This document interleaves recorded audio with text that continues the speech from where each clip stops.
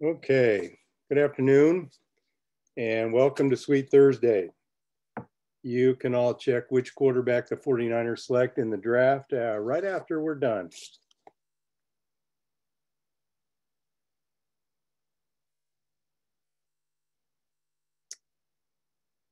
Okay. We are on Zoom webinar format, and unlike Zoom meeting, we cannot see or hear any of you. The Q&A feature will be open for you to type your questions for our author. This talk is being recorded and you can view it on our YouTube channel at the URL shown at the bottom of this slide. Sweet Thursday is the author series hosted by the Friends of the Lafayette Library. My name is Jeff Deedon, and today's author is Dr. Robert Pearl, who was my inaugural guest back in 2017. We will continue to bring you virtual presentations of Sweet Thursday and WOW until it is safe again to gather in person in the Don Tatson Community Hall at the Lafayette Library. We are exploring that possibility for the fall, but there's still a lot of uncertainty and we have no concrete plans yet. On May 20th, Dr. Linda Hsu of the Kaiser Thrive Kitchen will bring us recipes from her new cookbook, Spicebox Kitchen. On June 10th, Carrie Gillum covers the inside story of the groundskeeper who took on Monsanto in the Monsanto Papers. And on June 24th, best-selling author Lisa See will discuss her newest book, The Island of Sea Women. The next Wonders of the World presentation on May 12th will feature a docent from the De Young Museum who will share insights into their Calder Picasso exhibition, which I can attest is fascinating as my wife and I visited yesterday. In order to learn about all of our programming, you can sign up for our weekly ad lib emails, which describe upcoming events. You can do this on the library website, llcf.org. The library has reopened with some limited capacity for in-person visits with mass social distancing and other safety measures in place. You can learn about even more programs at other Contra Costa County libraries on the county website, ccclib.org. In pre-COVID times, the Friends Corner Bookshop sales supported a number of programs and services at the library. These include librarian salaries for Sunday hours, books and other materials, library programs, Friends programs like this, and support of the Library Foundation and Historical Society. The Friends Corner Bookshop is open for curbside pickup only, so feel free to give the shop a call to inquire about available books. Also, their Amazon store is open and can be accessed from the Friends website. As of now, we are still not able to accept book donations. As always, I want to thank those who helped me do this, and those are the Friends of the Lafayette Library, the library staff, the foundation, and my Sweet Thursday committee members. Tonight, I'm pleased to welcome Dr. Robert Pearl back to the Lafayette Library and Learning Center. When I assumed the reins of the position of Sweet Thursday coordinator 4 years ago, Robbie appeared as my first author, and he filled the Don Tatson Community Hall when we discussed his book, Mistreated: Why We Think We're Getting Good Health Care and Why We're Usually Wrong. Today, he returns with a shift from the flaws of the U.S. healthcare system to discuss the pros and cons of physician culture, as detailed in his new book, Uncaring: How the Culture of Medicine Kills Patients and Doctors and Patients. As with his first book, Robbie is donating all proceeds of the sale of Uncaring to Doctors Without Borders. I've known Robbie for about 20 years, over 20 years, as he was my boss's boss when I was the chief of radiology at Kaiser Oakland in Richmond. Robbie attended Yale Medical School and completed a residency in plastic and reconstructive surgery at Stanford before joining the staff at Kaiser Santa Clara. He rapidly ascended the administrative ranks and became the CEO of the Permanente Medical Group in 1998, and later CEO of the Mid-Atlantic Permanente Medical Group, a large multi-specialty physician groups that contract with Kaiser Permanente to care for its members. Along with other physicians, thousands of physicians, and millions of Kaiser members, I will forever be thankful to Robbie and the CEO of Kaiser Permanente, who rescued the organizations from the brink of bankruptcy and transformed them into the industry leaders in quality and service. Many of the prescriptions for improving physician culture described in his book were tested and proven within the Kaiser Permanente system, lending real life credibility to his solutions. Since retiring 4 years ago, Robbie has not slowed down as he continues to contribute to the healthcare arena with podcasts, a column in Forbes, countless speaking appearances and interviews, and much more.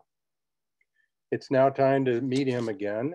So Robbie, if you'll please activate your audio and video, we'll get going.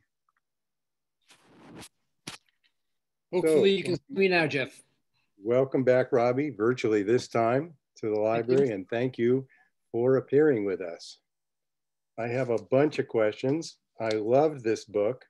The organization, the personal stories, the comprehensive analysis of the problems of physician culture and the solutions. And a number of times I caught myself going, yes, that's exactly right. I have felt or thought that, and especially the parts addressing physician burnout, both as a physician and as the chief of my department. I like the way you open and close the book. Those chapters are just perfect bookends. And we'll talk about the love story later.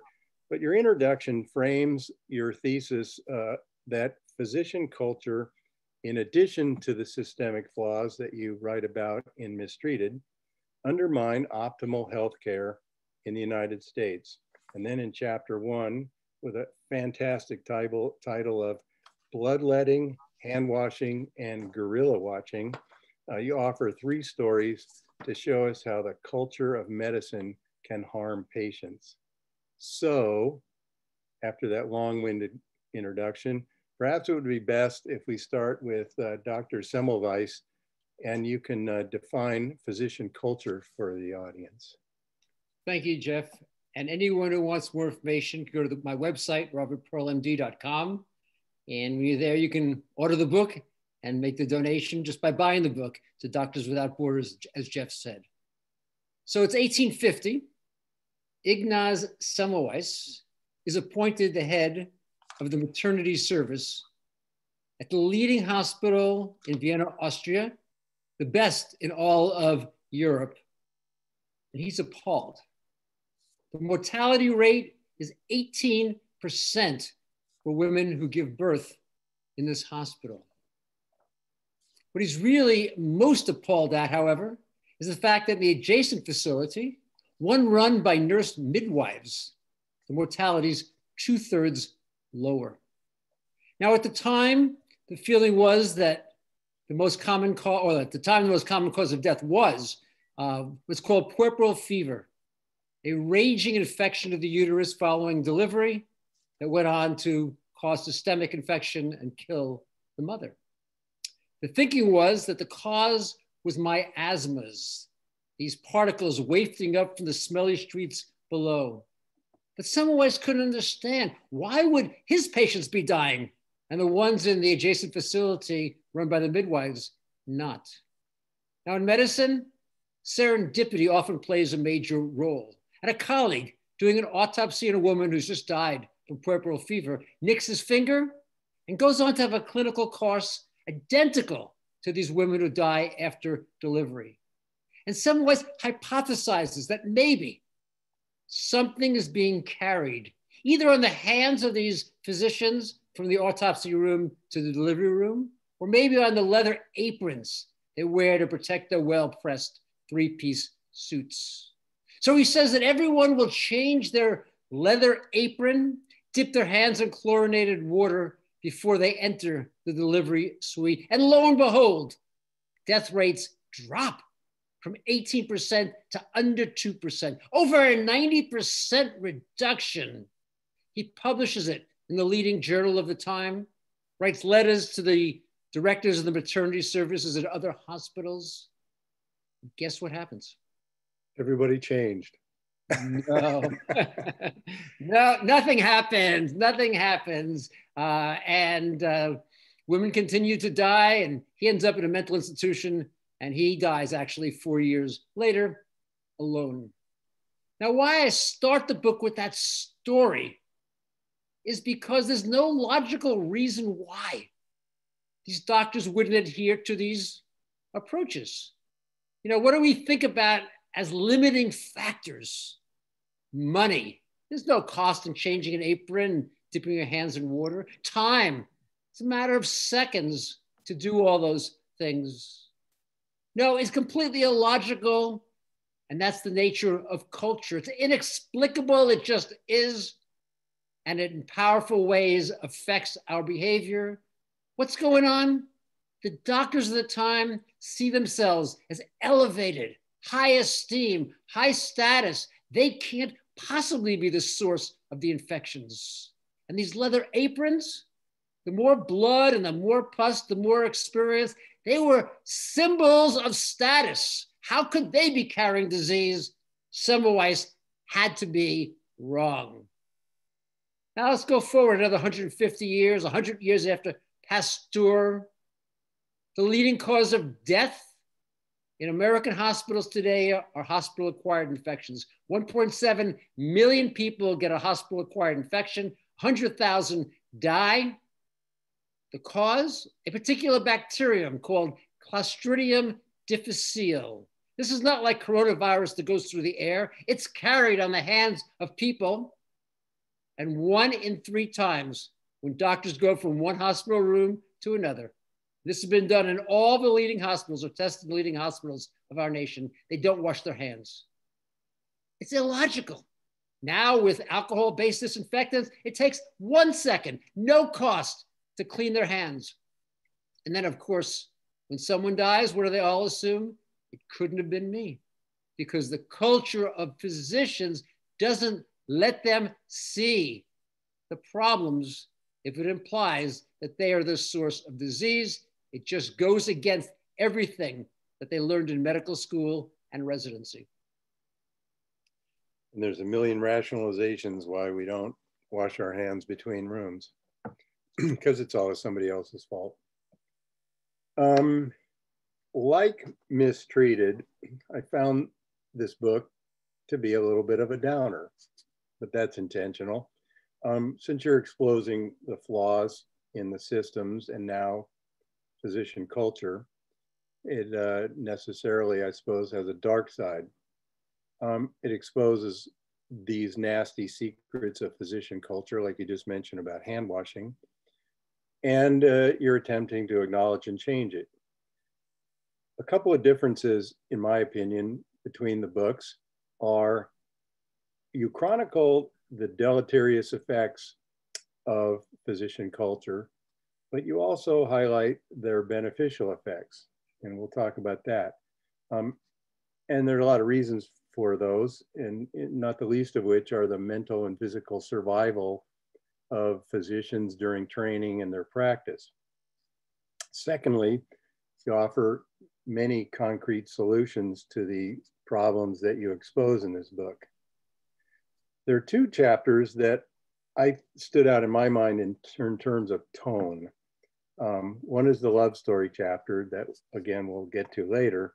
And the other is the chapter titled The People versus Physician Culture. And in that, you place yourself in an imaginary defense attorney's role charged with defending physician culture. And so you acknowledge the flaws, but you also defend them. So maybe not guilty, but not innocent. You want to tell us about that dissonance? As you say, the book attempts to be balanced. The title, which is always selected by the publisher, tends to be a little provocative. But I do try throughout the book to talk about the positive sides of the physician culture that I think has allowed doctors over centuries to do remarkable things. I mean, just look at the current coronavirus pandemic. Early on, there was not enough protective gear, and doctors would don garbage bags because they couldn't find gowns, and they would put on salad lids when there were no N95 masks. When patients couldn't breathe, they'd pass tubes through their mouth into the lungs, knowing that every time that tube went through the vocal cords, the patient would cough, spewing virus in their face. And when there were not enough ventilators in entire communities, they figured out how to put 2 patients on 1 ventilator, something that had never been done before, as well as something that had never even been considered. As you said, Jeff, in that chapter, I put myself into the role of the defender in the courtroom against the charges of the physician culture. You know, I point out in the book that culture is the values, the beliefs, the norms that we learn in our training. They're not written in a textbook or taught in a lecture hall. You pick them up by observing those more senior, the ones you respect as a medical student and as a resident. And most often they're left over from 20 or 30 years ago, either when you were in your training or the person who taught you was in his or her training. So some things that came out of the 20th century are still values and norms in the current century. Back then, we didn't understand the basis of disease. We didn't have evidence-based approaches. And so we elevated the intuition of the physician, the experience, the anecdotal experience of doctors. We actually celebrated variation in practice. And all that made sense when we didn't know what to do, but now we have evidence that is there. And there's been dozens of studies showing that when physicians follow the specific guidelines, outcomes are better than when they use their own intuition. But the problem with that sentence is that they're not always better. And the chapter you're referring to is one where I speak about some of the moments when I've had, when I have gone against what the recommendations might have been. And I don't regret it. I believe it's right. I speak about one particular patient with a large hemangioma of the face. This is a red blood vessel tumor the size of the fist, totally deforming this woman. I meet her after she's had multiple operations before. I've been trained that when a patient has had multiple procedures, they still have major deformity, and they're coming to you, the answer should be no, because they're going to be just as unhappy with you as they were with the people before. I tell her this, and she asked me to hear her story. She's about to start an import-export business from Asia to the United States. She's about to be in public, and she has no misconceptions. She will be stared at. She's seen kids hiding behind their parents' skirts, the mother's skirts, because they've been so fearful of her. And all she wants is a little bit of help, just a small amount. If I can make her 1% better, she says, that's worth it. And across time, I do multiple procedures, small, many under local anesthesia.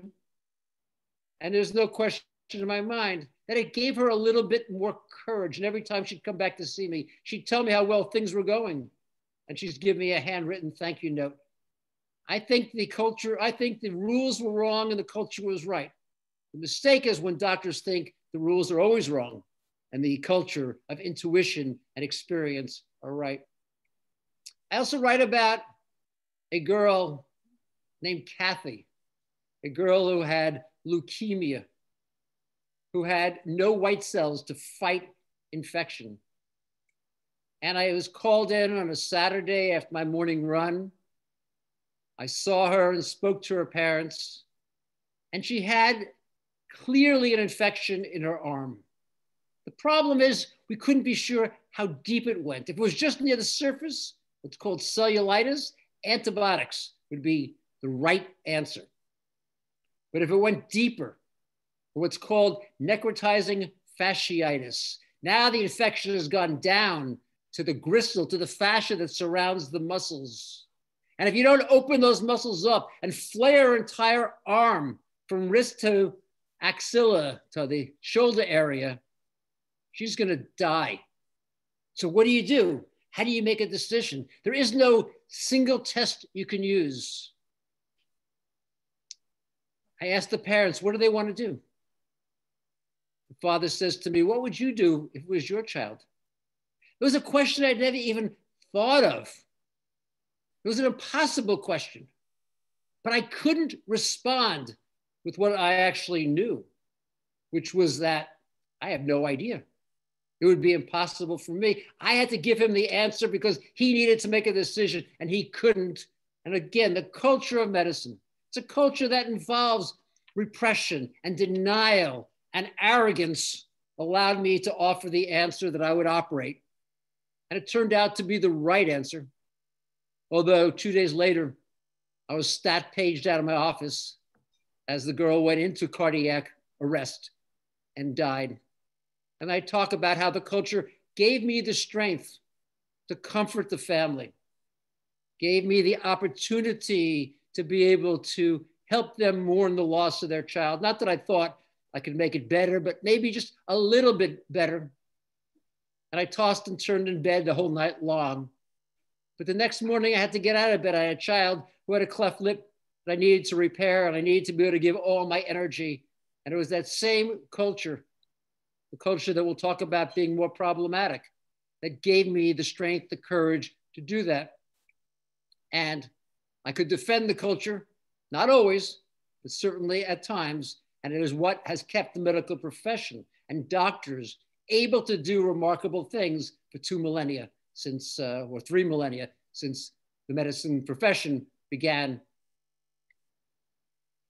Yeah, sometimes that brave face is what you need, and confidence, you call it arrogance, maybe that sometimes borders on that, when you don't know, because we don't always have the answers, and that helps both us and the patients deal with uncertainty.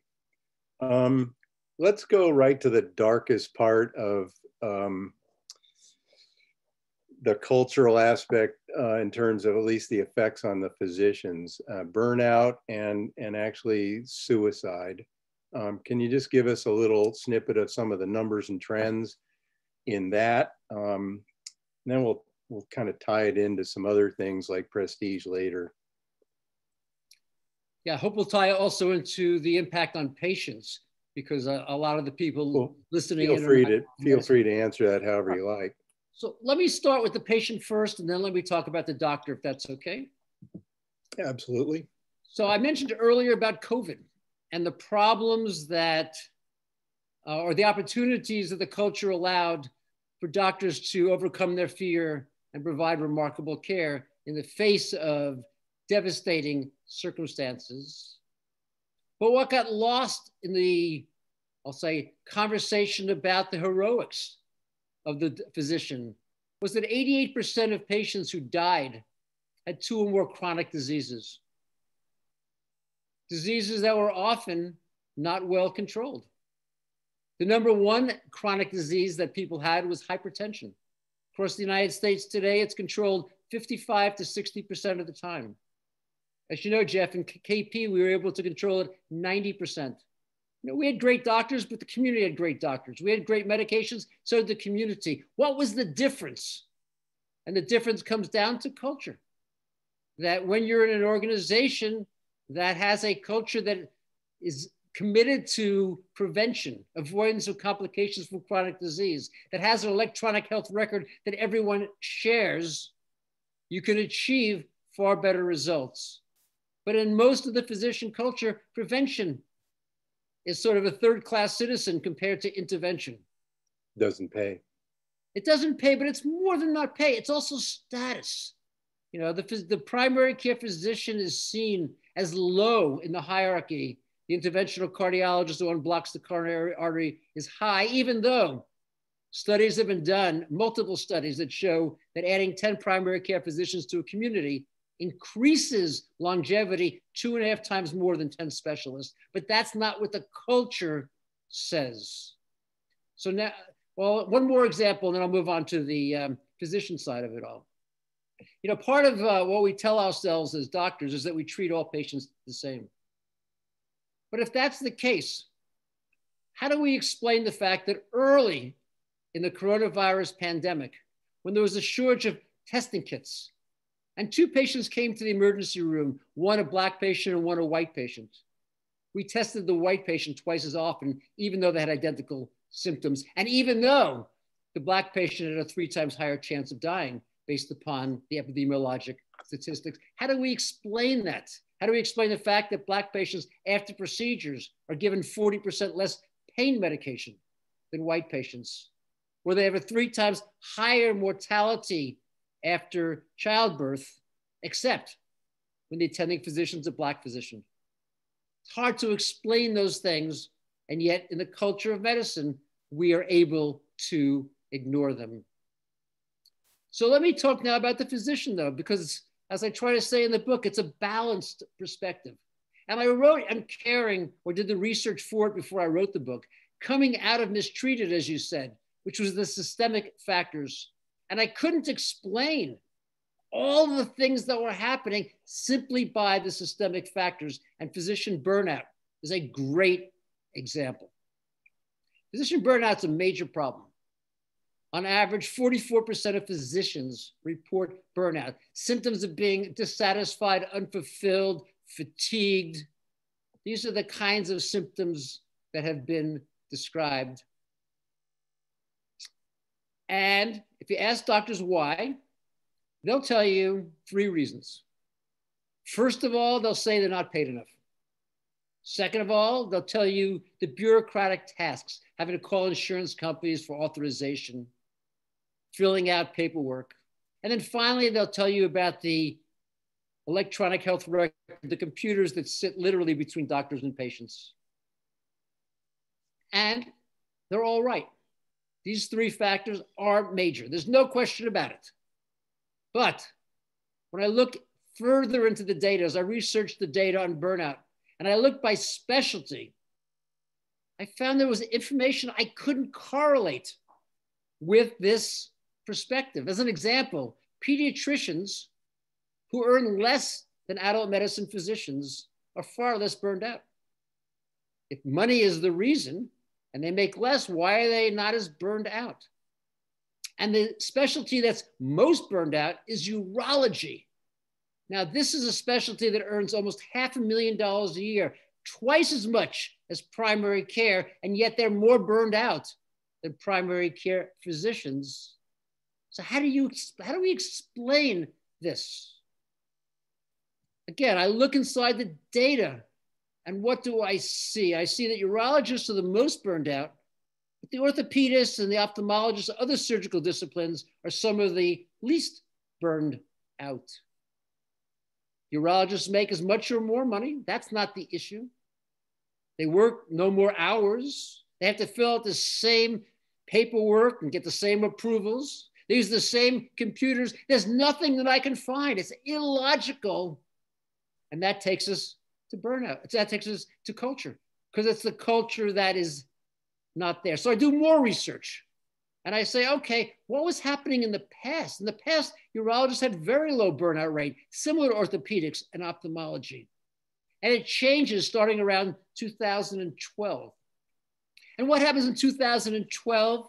The national prevention bodies that look at the data decide that a particular screening test called the PSA, the prostate-specific antigen, the one that finds a lot of prostate cancer, is actually not adding much value. In fact, the complications of trying to work the patient up are often worse than the consequences of the very rare cancer that's going to go on to kill the patient.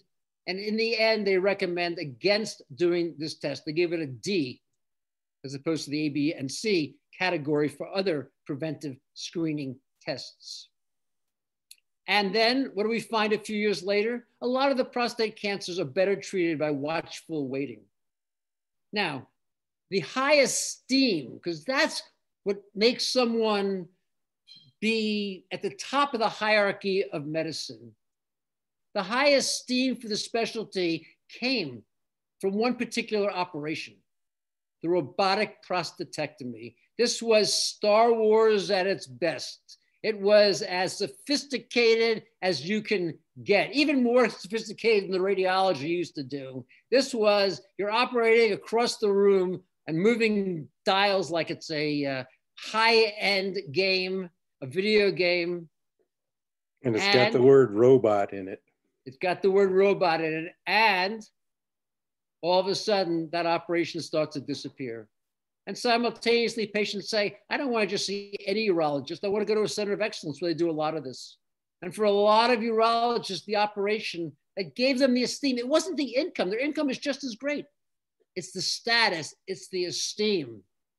There's a psychologist in England named Sir Michael Marmot. And I think he's a sociologist and psychologist. And he's looked at what happens to workers whose status drops, that something happens in society to make that job become less valuable. And what does he find? They get all the same symptoms that we call burnout, even when the income is the same.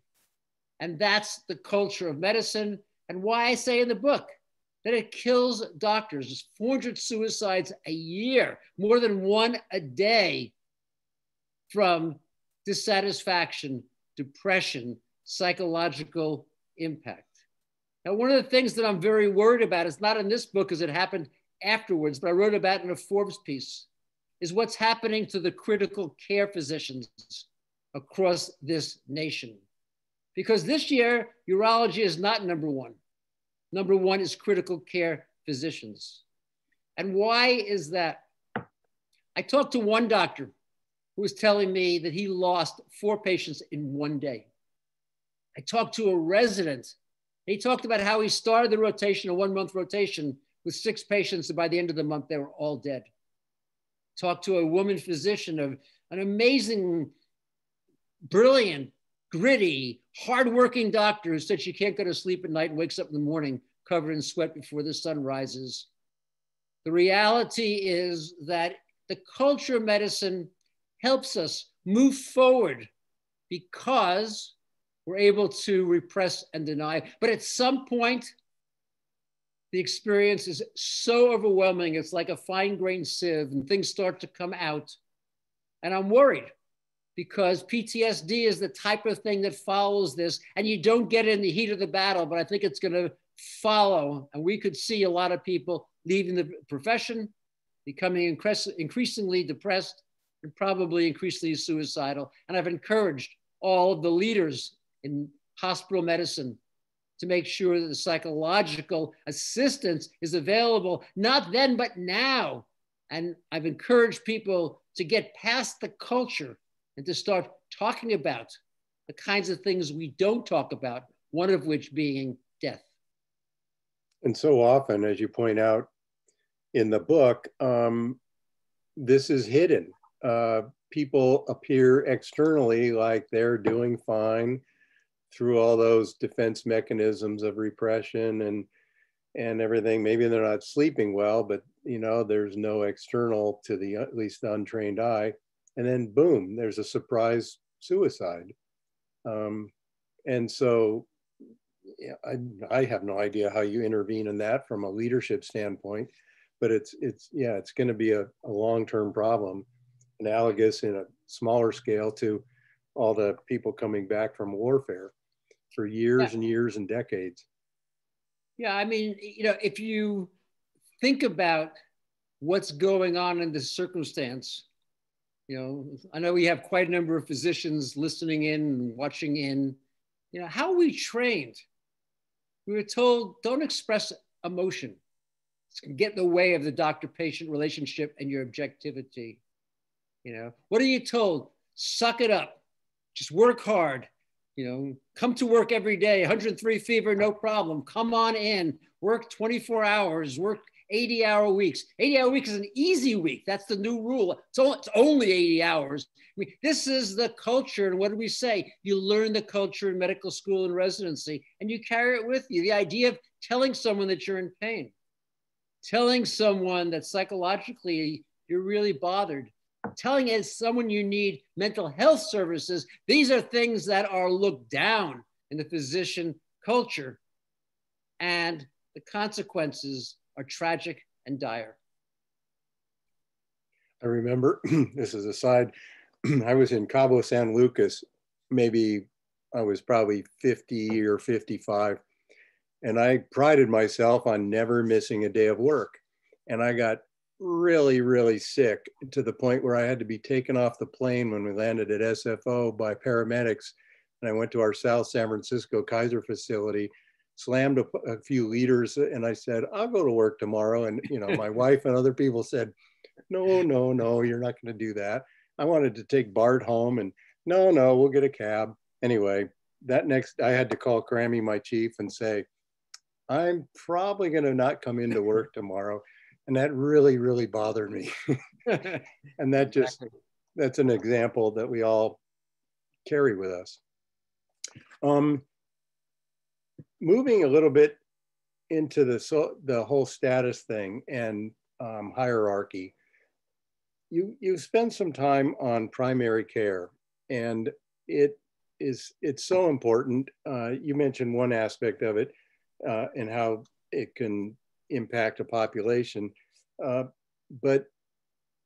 you also in the book point out that years ago it was the prestigious field. They were the diagnosticians. They, with the tools available, were the ones charged with figuring out what was wrong. And then things changed. We have all this advanced imaging equipment that can, tell us the answer. There are all these trials that give us, results and result in the protocols instead of intuition. There's, outside of Kaiser, there are managed care facilities or institutions in which primary care people serve as gatekeepers, none of which is very popular. And their status dropped for that and other reasons. Their pay is low relative to some of the specialists. And that's a tangent we could go on. When people come out of medical school now, the debt loads are huge, and that influences why people go into different specialties. They don't want to have a $400,000 debt and go into, something where it's going to take you a decade and a half to pay back. But let's talk about primary care and their stresses and their loss of prestige, and how that affects primary care burnout, because it's not as high as urology, but it's high. It is very high. If you go back into the later part of the 20th century, we didn't have all the wonderful diagnostic machines that you ran so well, the MRIs and the CTs, or at least they were very primitive in their time period. Diagnosis was truly an art. We didn't have the science and the technology to do it.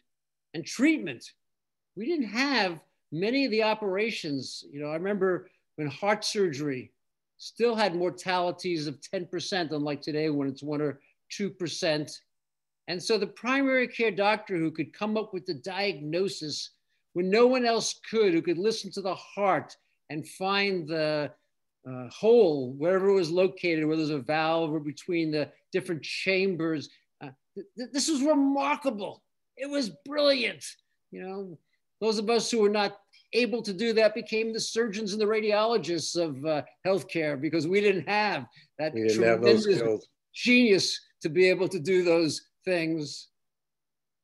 But that changed towards the end of the 20th century, the 1990s. Because we started to have the information. And so the status, just like the urology example, starts to drop because no longer is making the impossible diagnosis valued. Now it's the ability to intervene and reverse the process that could have been prevented in the first place. But what we've ignored are the ways that this, I'll call it more mundane, following the evidence-based practices, doing prevention, avoiding complications from chronic disease. I mentioned earlier about high blood pressure being controlled only 55 to 60% of the time. It's the #1 cause of stroke, the #1 cause of kidney failure, a high cause of heart disease.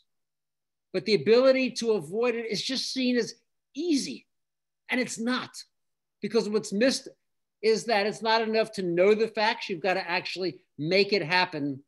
And so we should be elevating the primary care, but that's not what happens. And as you say, the salary issue is there. I think the salary issue follows the cultural one rather than leading it. And that is the problem that I think exists today. Also in the 1990s, we had a very aggressive for-profit move towards a different kind of HMOs than a Kaiser Permanente might be, one that was looking to generate the profits at the expense of patient care. And as you said, often the primary care physician got put into that role. And so today the doctors find themselves, #1, without the status and esteem. #2, with an insufficient number of doctors. And if you actually look at the residency numbers, we train way too many specialists and way too few primary care doctors for the needs of the population. Now, if you look around the globe, what do we see? We see that the American healthcare system is the most expensive in the world. We spend $11,000 on average per American. Switzerland's at $9,000, Germany's at $7,000. Everyone else is less than half of the United States. And how are our outcomes? Amongst the 12 industrialized nations, we're last in longevity, last in childhood mortality, last in maternal mortality. The kind of areas that we've just said primary care could do a great job in. And when you compare us to the rest of the world, we're the most expensive and the lowest on clinical quality outcomes. And I think that this issue of insufficient primary care, insufficient esteem and respect is a major part of what's there. It's both systemic and cultural. And I want to make that point to the people participating tonight. It's not one or the other. The two go together. And the culture reflects the systemic issues, the economic issues, and the systemic and economic issues reflect the culture. And if we're going to move forward, we're going to have to make some of those changes. I'm actually going to be writing a piece a week from Monday in Forbes, where I'm going to talk about some of the things we might do. I mean, think back to medical school. Who gives all the lectures about the heart? Cardiologists, and the brain, neurologists. So what do you conclude? I guess those primary care doctors don't know anything. Why don't they give some of the lectures that are there? Why don't we find a way to train more primary care physicians rather than more specialists? And I'll add one piece that came out of the book Uncaring.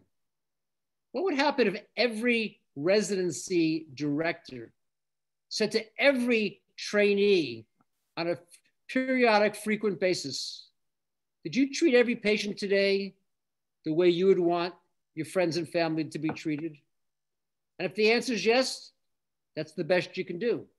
But I think very often that's not the case. And again, it goes back to why it's uncaring, how the culture of medicine kills doctors and patients. Oh, there's so many places to go with that. I mentioned this when you were here 4 years ago. The mistreated made me think of that scene at the beginning of Newsroom where Jeff Daniels is asked by this naive college student, why is America the greatest country in the world?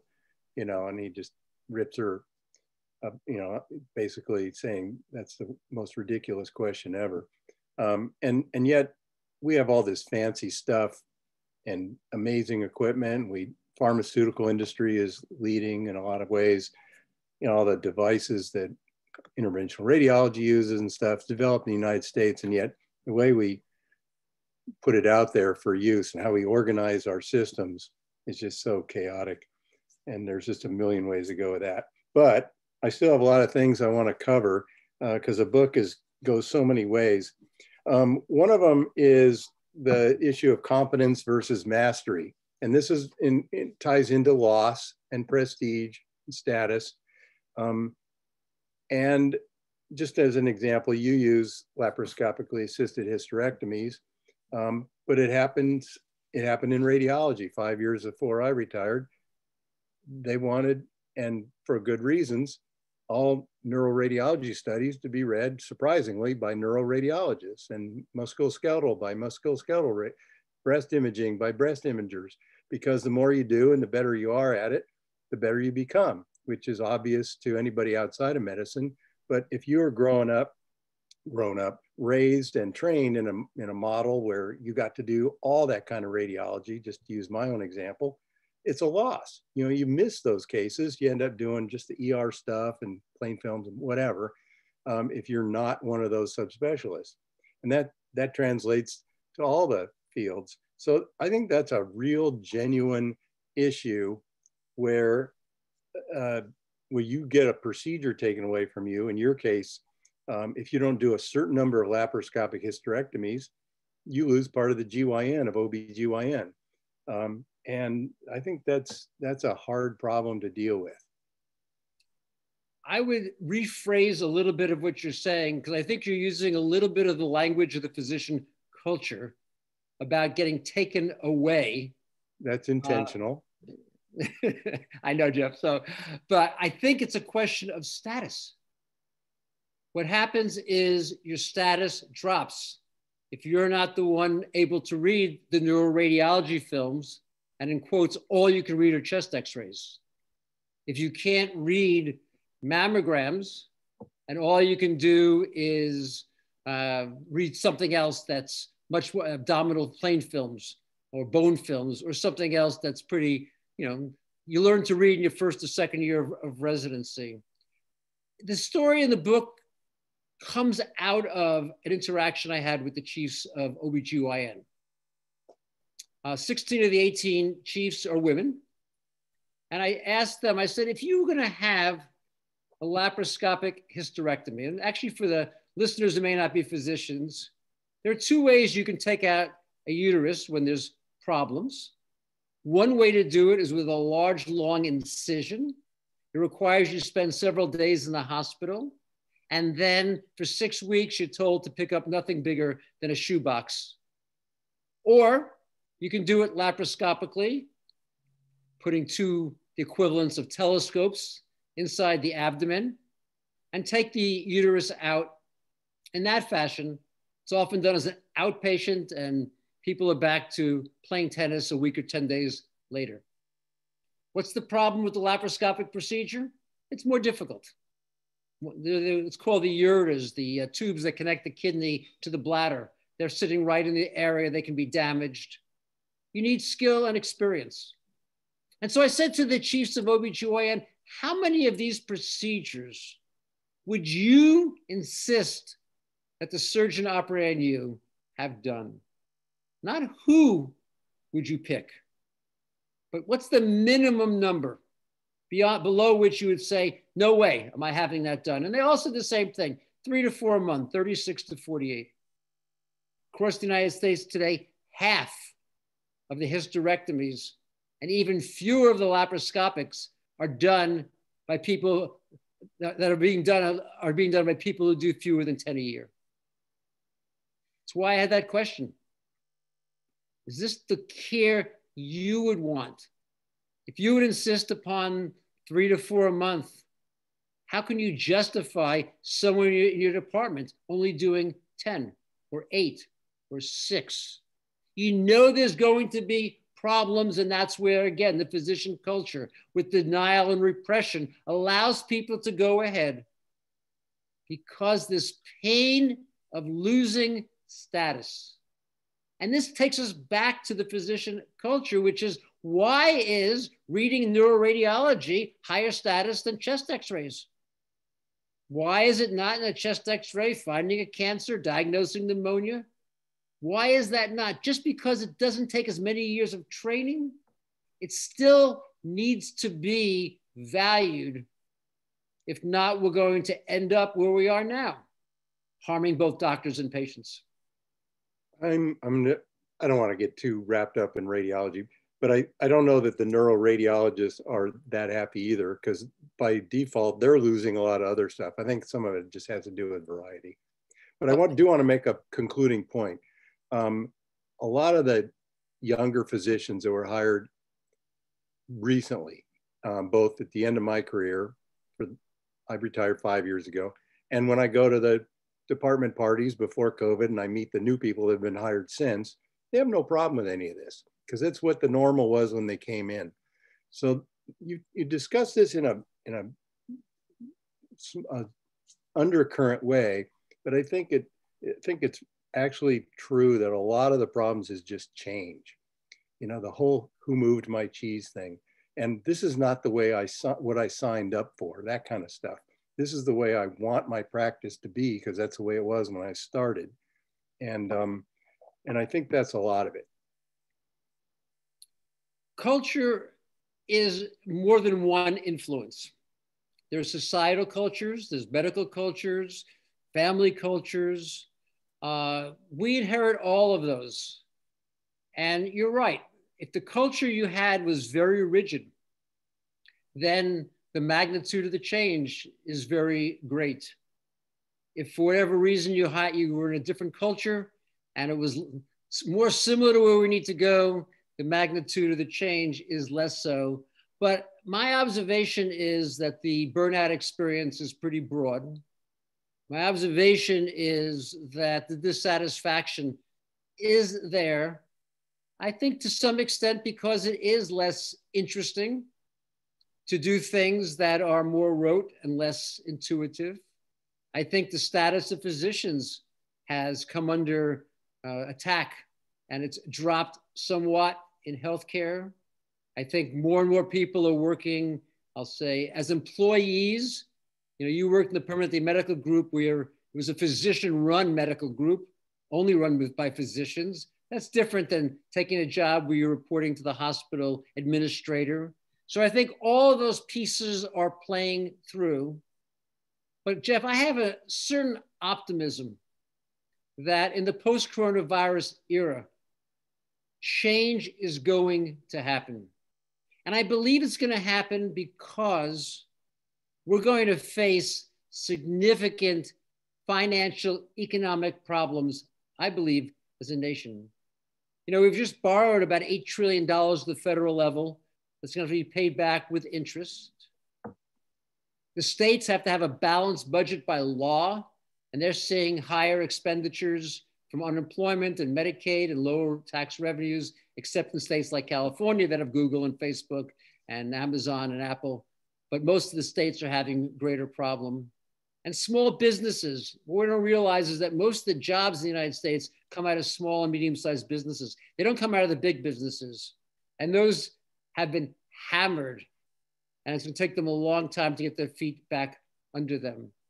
And I think we're going to see tremendous pressure to control the cost of healthcare.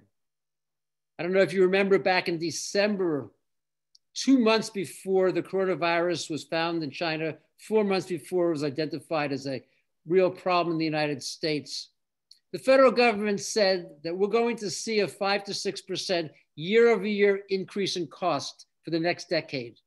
That's compounded interest. That's 70% more money in a $3.7 trillion world. You know, we spend more on healthcare than just about every nation spends on everything. And now it's going up another 70% and no one blinked. I think that day is gone. I think our nation's going to have to find the way to limit the cost. And it's not going to be able to do that with a fee-for-service system where you can increase utilization if the prices come down. And we're going to have two choices. We're possibly going to be in a situation where we're going to ration, You're too old for heart surgery, get online for your total joint. This drug can't be covered, it's too expensive. Or we're going to transform healthcare and transform the physician culture along the way. I think that the physician culture is not going to let us ration. We know it's bad medical care, and we take an oath, a Hippocratic oath, to first do no harm. So I'm optimistic that we actually are going to have a push towards transformation. But to the point you're making, I don't believe it's going to be easy. Doctors can go through the Kubler-Ross 5 stages of grief. First, they'll be in denial. It's not necessary. The economy is just fine. Then they'll get angry when businesses say, we can't pay it.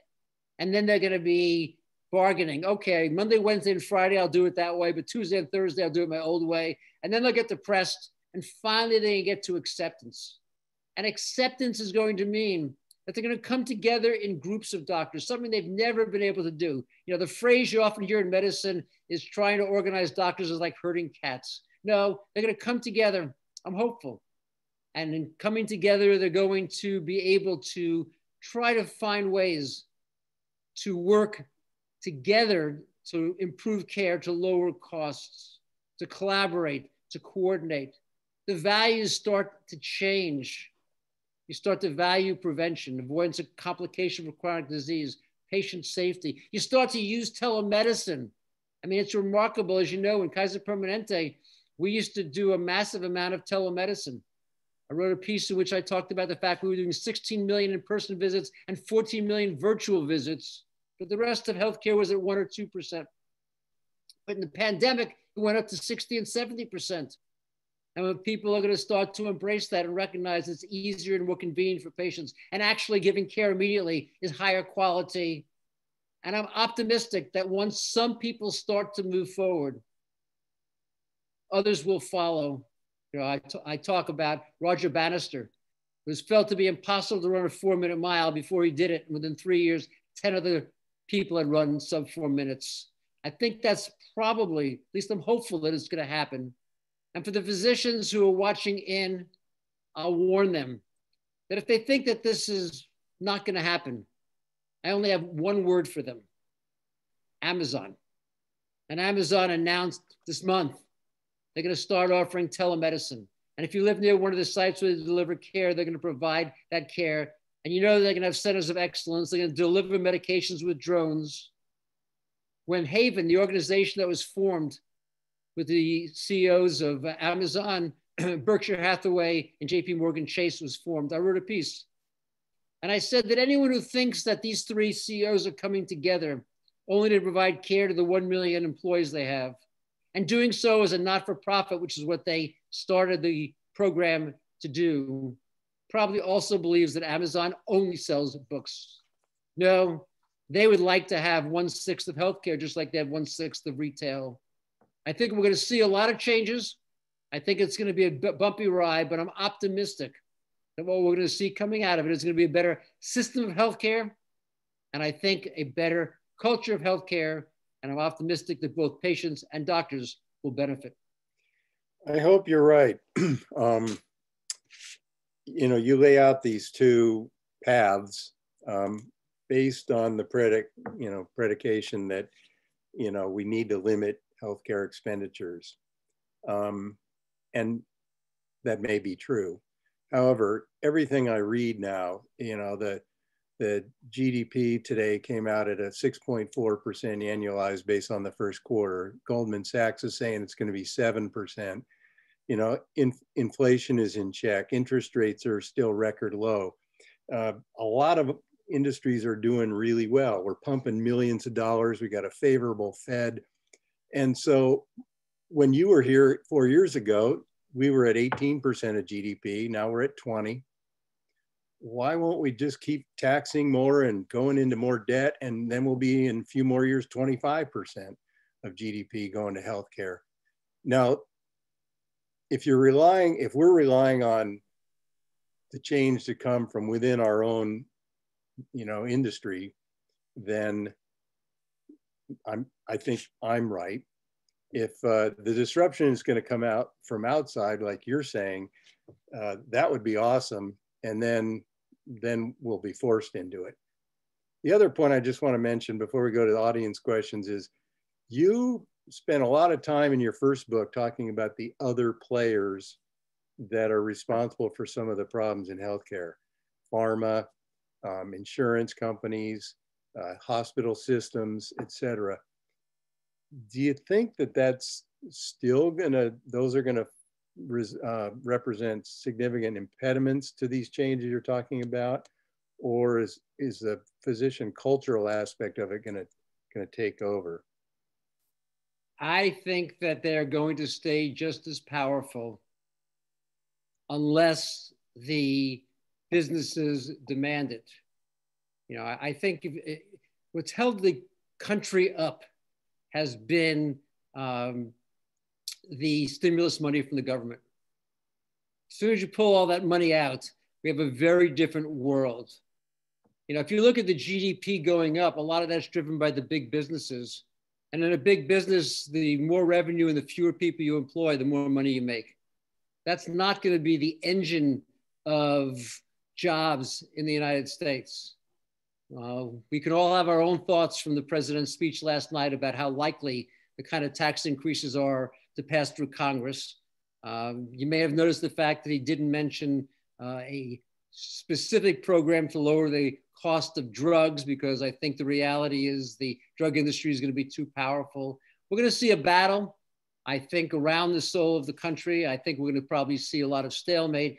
And out of that is why I say, I think we're going to see these other forces coming in and exerting their will, or at least I have a certain optimism that's there. Let me close my comments though before we take the questions with the story you were alluding to about my parents. Please. Because I don't want anyone listening into this program to think that I'm negative about medicine or the medical culture. I love it. It's just, as I talk about in the book, similar to my mother's love for my father. My father adored my mother. She could make not the slightest mistake. She was the most beautiful, smart, caring human being that God had ever created. You know, 3 days before her death, he would have given up his arms and his legs for 3 more days with her. He could not see a fault. My mother, on the other hand, loved my dad just as much as he loved her, but she could see the problems. She didn't want to work that hard to change them, I don't think, because she loved the man so much. That's what I would say. My seeing the problems is like my mother's love. It's not in any way negative. It's just a desire to see it be better. I like to think it's a realistic view of what's there. And one of the points I make in the book, at the end of the book, is that we need to find the ways to be able to keep the good parts, the kinds of things I speak about, the heroics of the doctors in COVID, and yet evolve the ones that are really left over from the past. And again, for the viewers, they go to the website, robertpearlmd.com. There's a lot more information besides that, which we've talked about tonight. So let's open the floor for the questions from the people in attendance. Okay. How much of the culture problems are caused by insurance coverage restrictions and/or restrictions put in place by hospital systems run by religious organizations? I don't think the cultural ones are driven by them. I think the cultural ones actually are left over from the past century when those things didn't necessarily happen. Now, if the question was how many of the problems are driven by these factors, that's quite a bit. So I think the insurance system is broken. The fact that we have all these different insurance companies and they increasingly are putting in regulations and restrictions, wasting a lot of the doctor's time. Physicians are spending almost as much time completing paperwork or computer work as they are taking care of patients and delivering care. It's broken. The pharmaceutical industry is broken. They've made some great contributions, but the amount of dollars they're charging, particularly for drugs that have been around for a while. The opioid crisis is an example of some that's come out of that. We could go on and on. The hospital consolidations with monopolistic control, not putting in place efficient operating systems by having centers of excellence and consolidation of volume, but just simply trying to say, how do we raise prices? Yeah, we could spend the entire time talking about the systemic issues, and that's what we did in 2017. And as you noted, it's 4 years later, not much is different. And that's why I wrote Uncaring, because I think that the culture of medicine is an equal factor. And in this case, I don't think it's created by the systemics, but it goes along with it. It's a partner to it. And we're going to have to change both if we want to make a difference and save lives and lower costs for the American populace. Okay, next. If, as you state, there are not enough primary care doctors being trained, why do you think that supply and demand doesn't pull up the salaries of them? I think we are seeing some of that. And we're seeing it in a couple of places. We're seeing concierge medicine. I trained at Stanford. There's almost no primary care physician in Palo Alto who's taking insurance as their form of payment because they can get the added dollars.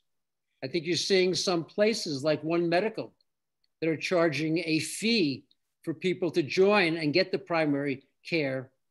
What it is, though, is it's disparate and inequitable. So in places that have a moderate amount of money, we're talking San Francisco, LA, New York, and Washington, DC, you see these kinds of practices and primary care physicians doing reasonably well, but not out of the system that exists. And I think in the rest of medicine, it's being seen as a commodity. People think there's no other option that they have. And the things that primary care can do are just not valued. And it's why we're seeing shortages and failures around preventive care, failures around disease management, and patients just have no choice but to tolerate it. It's just not a free market system. The question, again, is why don't we train more? And the answer is because the decisions about residency training are made at the hospital level, and the hospital can make a lot more money training an orthopedic surgeon than the hospital can do training a primary care physician. That goes back to the CMS, right? Is that who sets that all up? Yeah. Well, the money comes out of Medicare, but the determination of how many in each specialty comes at the local hospital level or the community hospital level. Should we go to single payer healthcare? Sure. Single payer healthcare is a fascinating conversation. And prior to COVID, it was probably the most common set of interactions that I had, both in my writing and with the various people in the world. And I made the point that the current system of multiple payers makes no sense. I've made the point that the process of all the pieces that go in place, the restrictions that are so bureaucratic and problematic make no sense. I've made the point that some of the profits that are generated make no sense, but that does not make me a single payer advocate. And here's the reason why. Number one, I don't believe that a system of Medicare traditional, this is the system by which essentially doctors do whatever they want, get paid whatever they want, is one that is going to prove effective over time. I think you need to have the kind of prepayment. Now, if you're going to do Medicare Advantage for all, I'm actually a proponent of that. I think that could work. But I think that the traditional system doesn't work. And why do I say that? Because what you see every year is that Congress has passed a bill saying that healthcare costs can't go up more rapidly than inflation. And then every year they back away from that because costs do go up faster than inflation, and we just eat it going forward. Now, having said that, how does Medicare do so well today? Medicare does well today because it has a privilege that no one else has, which is that it can unilaterally set rates. It has the monopolistic control and it has legislative power to force people to take those rates or lose all of the money that sits into play. That doesn't exist in the commercial world that's around us. Now, if you take the current Medicare rates, they're about 90% or 80% of the cost of delivering the care. And it's made up by the by the commercial segment that pays 130, 140, 150% of the cost. If you expand the Medicare piece, you now increase the disparity because now you have to charge an even higher number amongst the commercial. If you pay the Medicare, the majority of hospitals would go out of business, and quite a number of physicians would find, particularly in the lower paying specialties, that they could no longer maintain their office. So the question becomes, what would we do? If Medicare were to pay the same rates as the commercial realm, costs would soar through the ceiling. If they pay the current rates, care delivery would go through the floor. And I think we've not recognized this in seeing the problem as an insurance problem. What I see us having is a delivery system problem. And I think the solution is going to have to be at the delivery system by being able to have some variant of capitation, some form of integration, expansion of technology, and putting in place a leadership structure that can organize the care in a good way and assure patients of high quality and better access, greater satisfaction, lower expense, and that simply does not exist in American medicine today. Such a complex web. I'm going to end it there. We're over time. I appreciate your flexibility on that. We have a number of unanswered questions. I'm sorry to the audience for that. I have many unanswered questions of my own. It's a fascinating read. Here it is. Why don't you tell us where we can buy this book and when and what you get if you go to your website? So the book is currently available. As I said, all profits go to Doctors Without Borders. And if you go to the website, robertpearlmd.com, you can order the book. There's 9 choices. You can buy it from Amazon, Barnes & Noble, Porchlight. You got lots of opportunities to buy from whoever you want to buy it from. And if you pre-order the book, because the pub date is going to be May 18th, but if you pre-order it between now and then, you get 4 freebies. Number 1, you'll get a signed book plate from me. Number 2, you'll get a discussion guide so that you can continue the conversation. Number 3, you'll get a reading list and you'll have a chance to read the introductory chapter of the book before anyone else does. And then it'll still be delivered to your home on the pub date or soon after, depending upon which of the suppliers you go with. The book's done really well. Right now, it's number 1 in quite a number of the Amazon categories. As you know, Mistreated became a Washington Post bestseller. I got ahead of Condoleezza Rice, but didn't catch President Obama. I'm hoping the same here. And those people who order the book and pay for the book and get the freebies, you'll be making a donation to Doctors Without Borders, where all the profits will be going. Thank you, Jeff, for hosting this tonight and for the library work that you've done now for 4 years tirelessly. Thank you very much. I really appreciate it. Awesome job. And okay, everybody, go buy the book. Good night. See you next time.